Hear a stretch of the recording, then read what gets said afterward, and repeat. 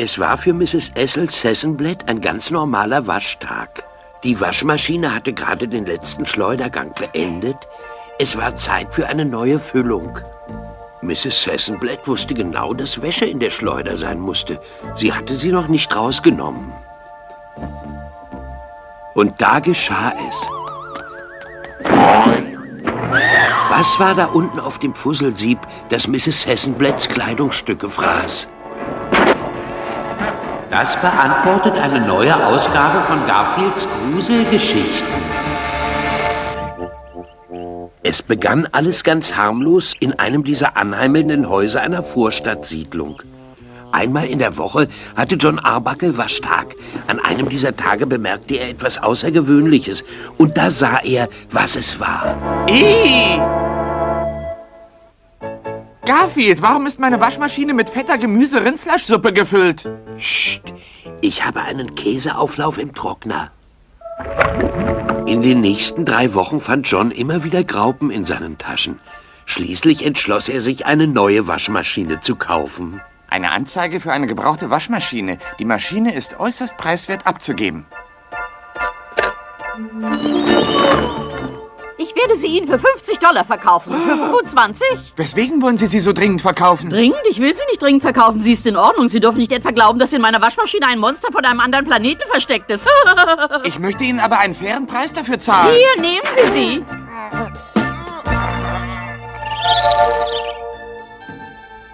Am ersten Tag wusch John die Wäsche so, wie er es immer getan hatte. Er tat 9 Hemden, 3 Hosen und 10 Paar Strümpfe in die Maschine. Eine Stunde später kam er zurück und holte 6 Hemden, 2 Hosen und 7 Paar Strümpfe heraus.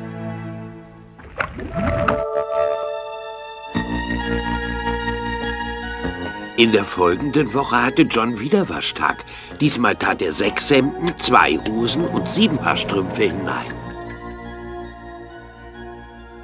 Als er die fertige Wäsche nach einer Stunde herausholte, fand er 3 Hemden, eine Hose und 3 Strümpfe vor, die nicht zueinander passten. In der nächstfolgenden Woche tat er alles, was er hatte, hinein und bekam ein Hemd, keine Hose und einen roten und einen blauen Socken zurück. In der 4. Woche tat er alles, was er noch im Schrank hatte, hinein und bekam stattdessen einen Hüfthalter zurück. Das konnte er sich nicht erklären. Herrje, es kommt mir vor, als würde die Waschmaschine die Wäsche auffressen. Aber natürlich ist das nur ein kleiner Scherz. Das war der Augenblick, als er es hörte. Mehr Strümpfe! Oder glaubte es zu hören. In dieser Nacht war im Haus alles ruhig. Nichts rührte sich, außer dem einen, was immer es auch war. John hatte, als er zu Bett ging, den letzten Schlafanzug an, den er besaß.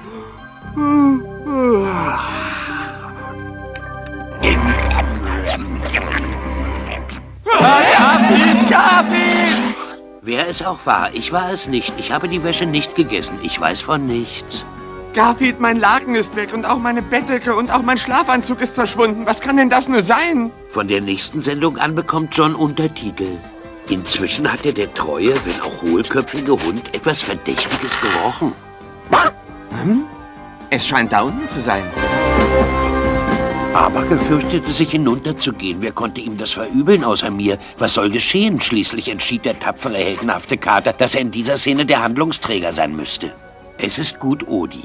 Ich habe es satt, immer nur der sympathische Kater zu sein. Du wirst in den Keller gehen, ob du willst oder nicht.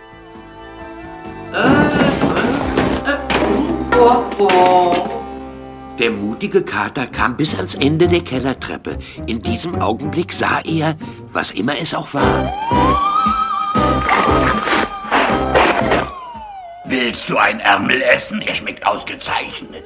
Du isst Kleidung? Ja, natürlich. Wäsche, Kleider, jede Art Anzüge und besonders gern esse ich Herrenjacken. Aber gern esse ich auch Wollpullover und alles, was sich sonst noch an getragener Kleidung bietet. Und Hosen. Ich bin scharf auf Hosen. Mit Ausnahme von Korthosen. Sie bleiben zwischen den Zähnen stecken. Dieses merkwürdige Lebewesen wohnte also in der Waschmaschine und ernährte sich von Wäsche. Dann hatte es entdeckt, dass John alte Kleider in einer Truhe aufhob und hatte ein Festmahl begonnen, bis es Johns alten karierten Freizeitanzug entdeckte und einen Bissen davon nahm. Das ist ja grässlich. Versucht ihr etwa, mich vergiften zu wollen? Ich esse grundsätzlich nur natürliche Stoffe, Wolle und Baumwolle. Dieses fürchterliche Kunststoffzeug vertrage ich überhaupt nicht. Ich versuche etwas aus naturbelassenen Grundstoffen zu finden. Und dann verschwand das Monster. Zuerst glaubten wir, das nur geträumt zu haben. Aber am nächsten Tag berichteten die Nachrichten davon. Das Fernsehen meldete eine Epidemie und keiner konnte sagen, welchen Grund dieses Phänomen hatte. Niemand außer dem fotogenen Kater und seinem sogenannten Herrchen, das nun den letzten Anzug trug. Als sie es der Bürgermeisterin berichteten, glaubte die kein Wort. Ein Monster, das in der Waschmaschine sitzt und Kleider frisst. Lächerlich. Miss Imhoff, schicken Sie bitte die spezielle Kleidungsdiebstahlstruppe zu mir. Ich werde jetzt dem besten Spezialisten unserer Polizei den Auftrag geben, den Dieb zu fangen. Und es wird der Polizei sicher gelingen, diesen Kerl zu verhaften. Der Spezialtrupp meldet sich wie befohlen zum Einsatz. Erzählen Sie mir noch mal von dem Monster, das in Ihrer Waschmaschine gesessen hat. An dieser Stelle offenbarte der schlaue Kater seinen Plan. Die Bürgermeisterin befahl, dass alle Bürger die gleiche Kleidung zu tragen hätten. Jawohl, ich befehle. Die Bürger haben alle einen karierten Freizeitanzug zu tragen. Es dauerte nur 3 Stunden und das Lebewesen aus der Waschmaschine drohte zu verhungern. Gibt es in der Stadt keine naturbelassene Kleidung, die ich essen kann? Nur Kunststoffanzüge? Einige Leute berichteten, sie hätten eine fliegende Untertasse über der Stadt gesehen. Wie auch immer, das Lebewesen aus der Waschmaschine ist nie wieder gesehen worden. John bekam neue Kleidung und der tapfere Kater eine Belohnung für seine gute Tat. Garfield, dein Abendessen. Sehr merkwürdig. Ist das Ende unserer Geschichte? Vielleicht. Wenn ihr jemals 2 Strümpfe in der Wäsche findet, die nicht zueinander passen, dann könnte das ein reiner Zufall sein.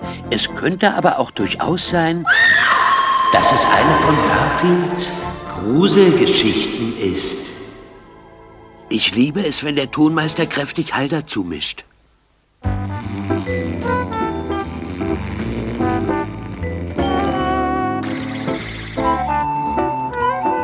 Aus Spaß habe ich Johns Schnürsenkel zusammengebunden. Und als besonderen Gag mache ich jetzt ein Seil mit Hilfe eines Hakens an den Schnürsenkeln fest. Das andere Ende des Seils ist an ein Flugzeug angebunden, das sich auf dem Weg nach Italien befindet. Bring mir eine Pizza mit.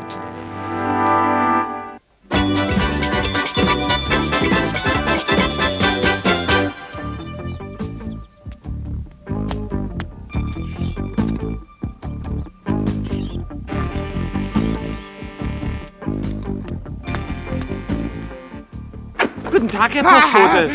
Sie sind es, Mr. Arbuckle. Verzeihen Sie bitte, ich hatte geglaubt, es wäre Ihre Katze. Sie wissen, ja. Hier ist Ihre Post. Danke, Postbote.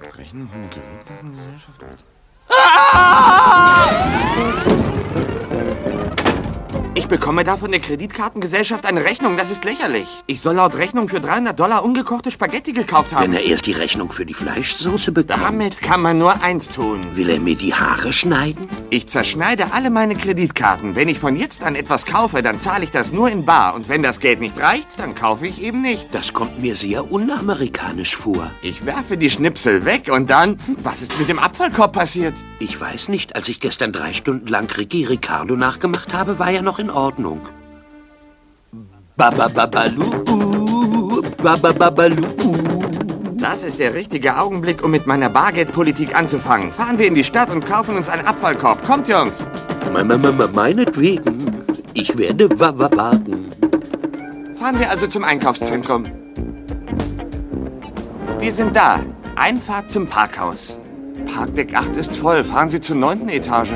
Dieser Teil ist Theaterbesuchern vorbehalten. Hier scheint auch nichts mehr frei zu sein. Ich versuche es eine Etage höher. Weck mich, wenn du einen Parkplatz gefunden hast oder wenn du tanken musst. Das ist mein Parkplatz. Geschafft! Merken Sie sich, Sie haben Ihren Wagen im Gang K, 17. Etage, Abteilung Blau geparkt. Gang K, 17. Etage, blau. Er sollte es lieber aufschreiben. Denkst du jetzt etwa, ich sollte das aufschreiben? Wenn ich etwas fest im Kopf habe, weißt du, was dann damit geschieht? Es stirbt vor Einsamkeit. Odi, sage zum Auto Lebewohl. Wir werden es niemals wiedersehen. Also Gang K, 17. Etage, blau. Meine Tochter sagt, sie sei 19. Aber wenn sie etwas Grünes trägt, dann ist Gang sie... K, 17. Etage blau. Sie sagt seit 12 Jahren, dass sie 19 sei. Und nur weil sie so eitel ist. Gang K, 17. Etage blau. Ich werde ihr sagen, wenn sie sich nicht endlich zu ihren 31 Jahren bekennt, sehe ich schwarz. Gang K, Etage, Gang. Ich fürchte, es wird längere Zeit dauern, bis ich den Wagen wiederfinde. Aber zuerst werden wir dorthin gehen, wo wir einen Abfallkorb finden. Komm, Udi, wir werden dorthin gehen, wo wir etwas zu essen finden. Abfallkorbwelt. Hier dürfte es ja wohl sein. Hallo Leute, kommt alle her und versucht eine Gratisprobe von Murrays Mikrowellen-Macaroni. Ja, Sir, hier wartet eine Probe auf Sie. Oh, bring den Wagen wieder her.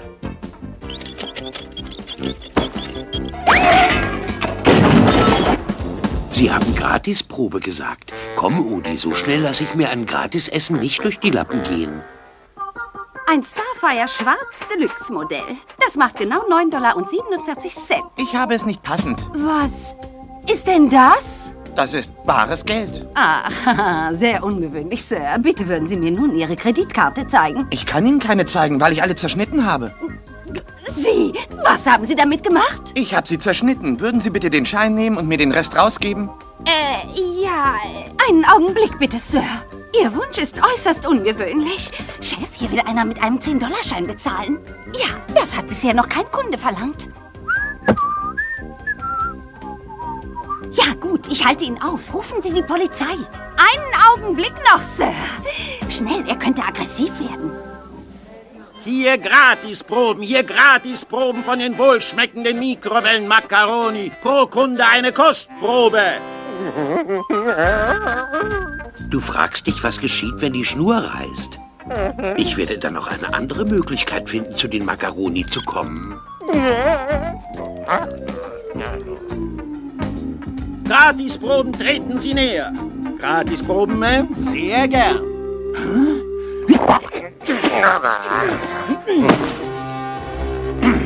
Hey, gib mir sofort die Angelausrüstung wieder. Was tust du denn hier, du Winzling? Finden Sie nicht auch, ich sollte den Kleinen wieder zurückwerfen? Oh. Jetzt habe ich von diesen Kindereien genug. Es ist Zeit für schwere Artillerie. Also fangen wir mit dem Verhör von vorn an. Wo sind Ihre Kreditkarten? Wie oft soll ich es noch sagen, dass ich sie zerschnitten habe? Kommen Sie, Sie wissen doch noch mehr. Darauf kann ich nur antworten, ich besitze keine Kreditkarten mehr. Ich wollte einen Abfallkorb kaufen, was ich auch schon gestanden habe. Ich wollte keinen betrügen, das schwöre ich Ihnen. Dieser Geldschein ist gerade aus dem Labor zurückgekommen. Kein Befund. Und die Beurteilung? Sie haben festgestellt, dass es Geld ist. Nicht gefälscht. Bares Geld? $10. Mäuser, Piep, Zaster, Betriebskapital. Kies und Kohle. Und so weiter. Also, Arbuckle, erledigt. Ich kann gehen, kriege ich auch den Abfallkorb wieder? Hier, ich werde Sie nicht mehr aus den Augen lassen. Seien Sie vorsichtig. Du fährst mit dem Skateboard dorthin und schnappst dir die Macaroni. Ein Skateboard ist ungefährlich. Du stellst ein Bein rauf und stößt dich mit dem anderen ab. Es ist wirklich ganz ungefährlich, siehst du? Hilfe! Es geht mit mir bergab. Jemand, irgendeiner. Das war keine gute Idee. Tut, weg da. Eine rasende Katze kommt auf sie zu. Hilfe! Heute gibt es hier Gratisproben von Macaroni. Was für eine karge letzte Mahlzeit. Jetzt fehlt mir nur noch, dass John kommt und Garfield ruft. Garfield? Das war alles, was ich gebraucht habe. Was er auch angestellt hat, ich bezahle es. Hier. Was ist denn das? Oh Gott, nun reicht es. Ich gebe auf. Wo kriege ich eine Kreditkarte? Geben Sie mir Antragsformulare für alle Kreditkarten, die Sie haben. Ihr zwei lauft inzwischen nach Hause. Hier, nehmt die Geldscheine mit. Ich habe keine Verwendung mehr dafür. Komm, Udi.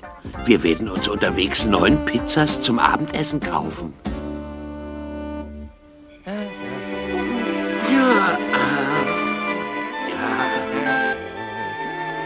Keine Sorge, John kommt sicher bald nach Hause. Wie konnte er nur vergessen, dass der Wagen in Gang K, 17. Etage, Abteilung Blau steht? War es nicht Gang J, 19. Etage? Oder war es nicht Gang 3, 13. Etage? In der Abteilung Orange? Nein, es war Gang H in der 14. Etage. Karierte Abteilung. Nein, Gang G. Ob es auch das richtige Parkhaus ist?